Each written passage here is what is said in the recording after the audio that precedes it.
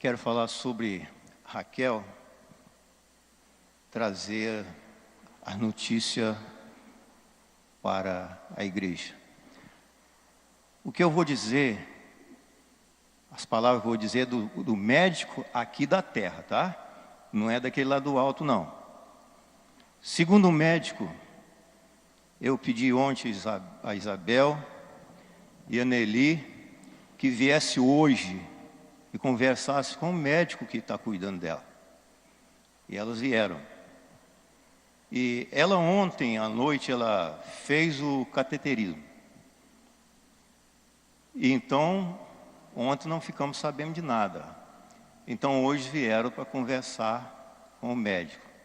Segundo o médico, ele diz o seguinte: ela não tem condições de fazer cirurgia e precisa. Ela está com 3 veias obstruídas, inclusive tem veias que estão secas. Então ela vai ficar ali no hospital, não tem previsão de sair, fazendo um tratamento, depois ele vai liberar ela para ir para casa, para poder ir fazendo o tratamento, para depois ver se pode fazer a cirurgia. Então, a situação dela é esta. E a situação de Isabel, que hoje, ao chegar em casa, ela disse: olha, eu já não estou aguentando mais. Então é um problema que só Deus pode agir nesta hora. E me dando força também para poder eu não demonstrar para minha esposa alguma coisa que ela venha ficar preocupada também. Porque, segundo a situação, porque é muitas coisas que acontecem no mesmo tempo. Então a gente tem que estar preparado para tudo isto, né? E se eu fosse olhar o que está acontecendo, a correria, eu nem estaria aqui agora. Mas eu pedi a Deus força, aqui eu estou, para poder compartilhar com os irmãos e trazer que a única solução que agora é oração. Está nas mãos de Deus, entendeu?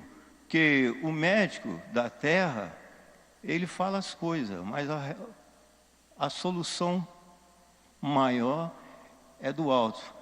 Agora, os irmãos orar por esse médico para que Deus possa usar ele, através do Espírito Santo de Deus, para poder fazer o tratamento adequado para minha cunhada.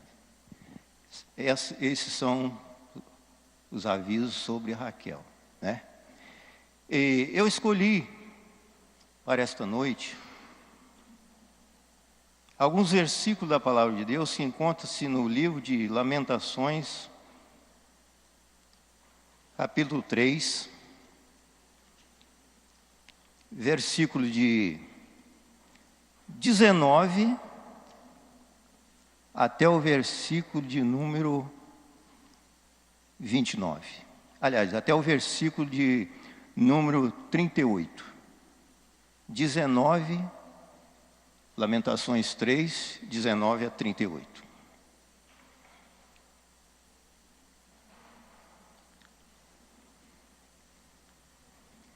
Ele diz assim: lembro-te da minha aflição e do meu pranto, do absinto e do fel. Minha alma certamente lembrará e se abate dentro de mim. Disso me recordarei no meu coração, por isso tenho esperança. As misericórdias do Senhor são a causa de não sermos consumidos, porque as suas misericórdias não têm fim. Novas são a cada manhã, grande é a tua fidelidade. A minha porção é o Senhor, diz a minha alma, portanto esperarei nele. Bom é o Senhor para os que atêm a ele, para a alma que busca. Bom é ter esperança e aguardar em silêncio a salvação do Senhor. Bom é para o homem suportar o jugo na sua mocidade, assentar-se solitário e ficar em silêncio, porquanto Deus o pôs sobre ele. põe a boca no pó. Talvez assim haja esperança. Dê a face ao que fere, farte-se de afronta, porque o Senhor não rejeitará para sempre. Pois ainda que entristeça alguém, usará de compaixão segundo a grandeza das suas misericórdias, porque não aflige nem entristece de bom grado os filhos dos homens. Pisar debaixo dos pés todos os presos da terra. Perverter o direito do homem perante a face do Altíssimo. Subverter o homem no seu peito. Não veria o Senhor? Quem é aquele que diz, é assim acontece quando o Senhor o mande? Porventura da boca do Altíssimo não sai o mal e o bem? Até esse versículo. E o tema que eu poderia dar e falar sobre ele, ainda há esperança. Meus prezados irmãos, o profeta Jeremias, que é xará, chorão, eu também sou chorão. E eu estou fazendo tudo para isso não acontecer, mediante tudo que se passa na nossa vida. E o significado da palavra lamentações é choro em voz alta. Choro em voz alta. Por quê? Esse profeta, ele foi usado para poder, ele vendo, o Deus vendo aquela cidade, uma cidade que tinha tudo para ser feliz. Uma cidade que teve a oportunidade de ver Jesus, tocar nele, mas perdeu a oportunidade em sua vida. Porque ali o pecado dominava. Os grandes líderes, eles não estavam fazendo aquilo que Deus requeria. O seu povo estava completamente fora daquilo que Deus queria que fizesse. Então esse homem, esse grande profeta, usado desta maneira para poder clamar, pedir em favor daquela cidade, na situação que ela estava. E nós vemos aqui, literalmente, este homem, ele estava completamente entristecido. Ele estava completamente com seu coração doendo, ao ver uma cidade que tinha tudo para ser feliz. E se nós observarmos, o mundo que nós estamos vivendo não está tendo diferença nenhuma. Porque nós estamos convivendo uma situação pelas quais os crentes, aqueles que muitas das vezes estão, colocando a sua vida nas mãos de Deus para poder clamar pelo povo.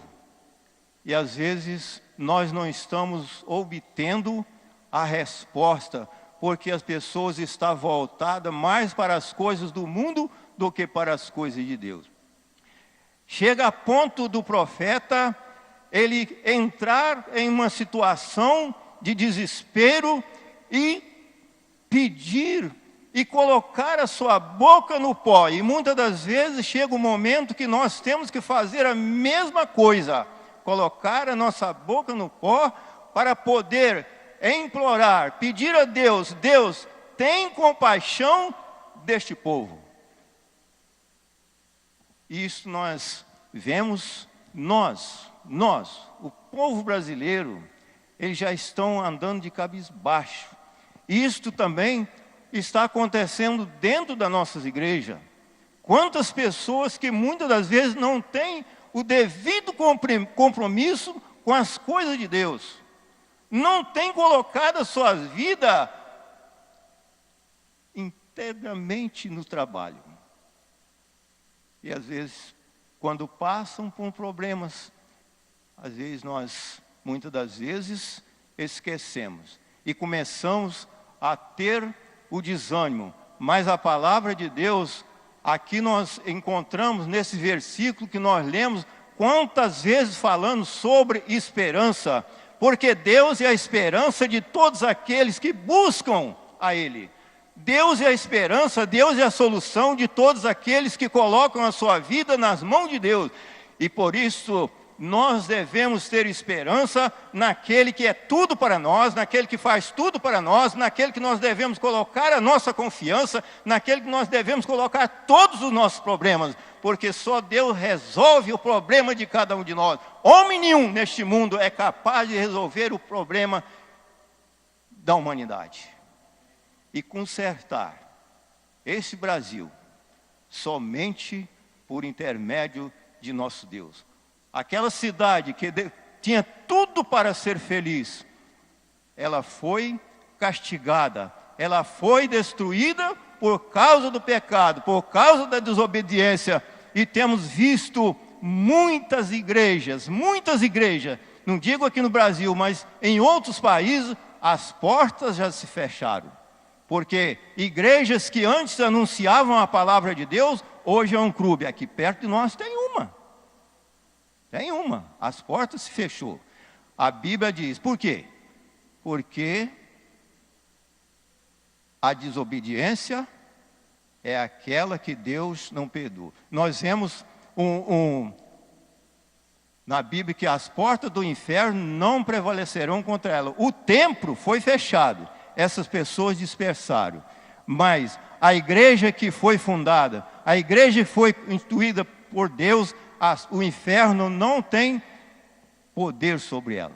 O diabo não tem poder sobre ela, porque ela foi fundada por Deus e Deus não deixe que essa igreja venha sofrer as consequências. E muitas das vezes nós pensamos em coisas que muitas das vezes estão certas e não estão.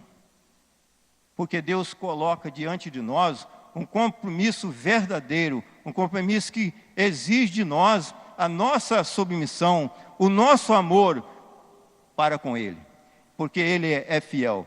E por isso nós não devemos desanimar, não devemos ficar triste, não devemos ficar reclamando, porque a palavra de Deus diz, aqui em um dos versículos, as misericórdias do Senhor são a causa de não sermos consumidos, porque a sua misericórdia não tem fim, ela renova a cada manhã. E por isso, meus irmãos, que aqui eu estou, porque se não fosse isso, jamais eu estaria aqui diante de tudo que nós estamos passando. Porque Ele dá força, Ele dá força. Anos passados, eu sempre gostei e sempre foi o meu trabalho. E vai até o fim, evangelismo. Eu me batizei com 12 anos de idade. E com 12 anos já comecei. Passei igreja Batista Alca Pedra. Aqui da Ban, Soturno, Village, Campo Leopoldina, Vila Rica, Volta Redonda, Cianorte, Paraná. Tudo foi em área de evangelismo. É o meu desejo. Aqui tem acompanhado o Eliseu, junto com o irmão Joaquim, com o Edmar. É o que faz nesse coração aqui.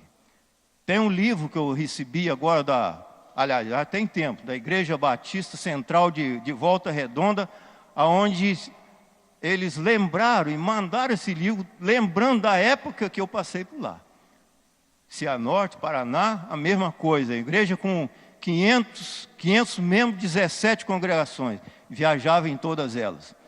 E graças a Deus, meus irmãos, vou dizer aqui agora, as pessoas que trabalharam na firma que eu trabalhei aqui, olha, eu nunca deixei de entregar um folheto e de falar da palavra de Deus. Às vezes me zombavam, criticavam, mas hoje, quantos que têm me encontrado e têm dito, ó, hoje eu fico pensando como que você tinha força para nos tolerar.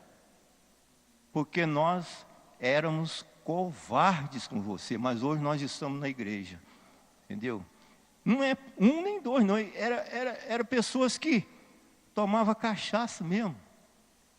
Teve um que um dia chegou dentro da empresa para me furar de faca. Há poucos dias ele encontrou e falou assim, ó, eu quero dizer você, quando eu vejo você, eu fico lembrando do que eu quis fazer com você, mas hoje eu sou um crente e você me perdoa. Entendeu? Então, este profeta, ele estava nessa situação, ele chorava em voz alta por ver aquele povo que teve tudo para ser feliz, teve tudo para ser um povo de Deus, mas não foi porque não obedeceu, não ouviu a voz de Deus. E nós estamos convivendo com um mundo que a mensagem está sendo anunciada, mas eles jamais estão atentando para aquilo que Deus requer de cada um de nós. E a palavra de Deus diz em alguns desses versículos que diz assim, bom é ter esperança e aguardar em silêncio a salvação do Senhor. Bom é o homem que suportar o jugo na sua mocidade. E muitas das vezes nós estamos vendo jovens que estão desperdiçando a sua vida nas drogas, nos vícios. Jovens que estão aqui nessa igreja, nunca pense em abandonar a Jesus Cristo, porque Ele é que vai garantir uma vida melhor além desta. E muitas das vezes, quando diz assim, devemos às vezes colocar nossa boca no pó, chorar. O profeta chorou pelo povo. E Jesus também chorou. E diz, Jerusalém, Jerusalém, quantas vezes eu quis te ajuntar, assim como uma galinha junta os seus pintinhos debaixo da asa. Tu não quiseste ser feliz, irás então chorar. E muitos hoje têm chorado pelos seus filhos, pais, chorando pelos filhos, que muitas das vezes são assassinados, mas muitas das vezes a culpa é dos pais também. No Rio, uma igreja, um moço que foi condenado à morte. Assim contava o pastor. Ele foi condenado à morte. Mas o pai, antes dele morrer, pediu ao pastor que fizesse um culto e chamou ele para ir à igreja. E o filho foi. E lá foi o culto de despedida. E na hora que o pastor estava pregando, aquele moço que estava ali, que seria morto, ele levantou no meio do santuário e disse assim, olha, eu vou morrer, mas meu pai é culpado. Porque ele sabia de tudo isso que o Senhor está falando aqui, mas ele nunca me forçou, nunca me pediu para acompanhar ele para a igreja. E às vezes, meus irmãos, nós temos a oportunidade, as portas estão abertas para que os pais tragam os filhos para a igreja, e às vezes o pai vem, os filhos não sabem nem para onde está andando. Então, temer a Deus, crer em Deus, é um privilégio para aqueles que conhecem a palavra, para aqueles que querem viver uma vida melhor além dessa. Porque muitas das vezes a pessoa acha assim, não, eu não vou ser crente agora, eu vou deixar mais para frente. E as horas vão passando, e nós não sabemos o dia e nem a hora em que o Filho do Homem vai voltar a esta terra, porque será como um relâmpago. Ninguém vai ter oportunidade de receber Jesus Cristo no dia da sua vinda. A Bíblia fala 15 vezes sobre a vinda do Senhor com a palavra relâmpago. 15 vezes. Ele virá como relâmpago. Fala em Mateus, fala em Lucas, fala em Zacarias, fala no livro de Ezequiel, tudo fala, 15 vezes. Não vai ter. Ou é agora, ou nunca. Voltando outra vez aqui, o versículo de número 32 diz assim: pois ainda que entristeça alguém, usará de compaixão segundo a grandeza das suas misericórdias. Ainda que entristeça alguém, porque muitas das vezes nós somos entristecidos.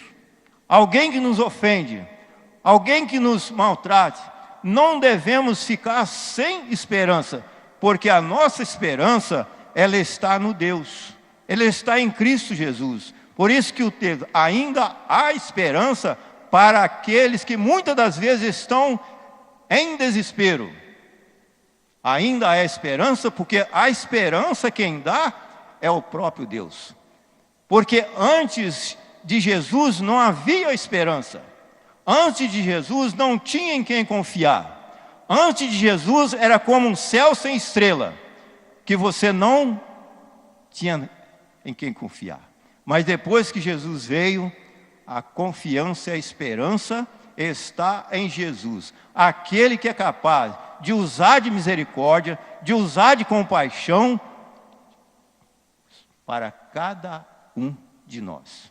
Então, diante das enfermidades, diante dos problemas, diante da tristeza, diante de tudo aquilo que tiver na frente de cada um de nós, coloque a sua esperança em Jesus Cristo, porque Ele é o único que pode resolver todos os problemas. E muitas das vezes nós esquecemos, ao invés de colocar Jesus em primeiro lugar, nós colocamos outra pessoa. Eu disse aqui, a palavra do médico foi essa, mas daquele lá de cima não. Entendeu? Dele não. A resposta é dele. Vamos colocar não só a vida dela, mas a vida desta igreja também. Porque muitas das vezes pessoas ficam tristes, a igreja está passando por um momento sem pastor, mas tem um pastor verdadeiro. Não perca, meus amados irmãos, a esperança, porque a esperança está em Deus, a esperança está em Jesus Cristo, então nós temos que esperar Ele. Não chegou o momento ainda, e muitas das vezes nós ficamos aflitos. Ele vai mandar, mas vai mandar no tempo dele, não é o nosso tempo, porque nós queremos, mas Ele ainda não quis. Mas vai chegar o momento que Ele vai falar, aqui está o pedido que vocês fizeram. E muitas das vezes os pedidos são feitos em uma hora, porque tudo tem um tempo. Tudo tem um tempo. E Ezequiel nós vemos. Eu vou citar aqui, mas o que tem a ver isto? A Bíblia diz, pedi a chuva no tempo da chuva, e Deus mandará a chuva ser o dia, e o relâmpago e o trovão. No tempo. Agora, como nós vamos pedir uma coisa que não é no tempo? Às vezes Deus está dando um tempo para que nós possamos refletir o que nós temos que fazer primeiro, para depois então Ele usar de misericórdia para com esta igreja e ouvir a oração.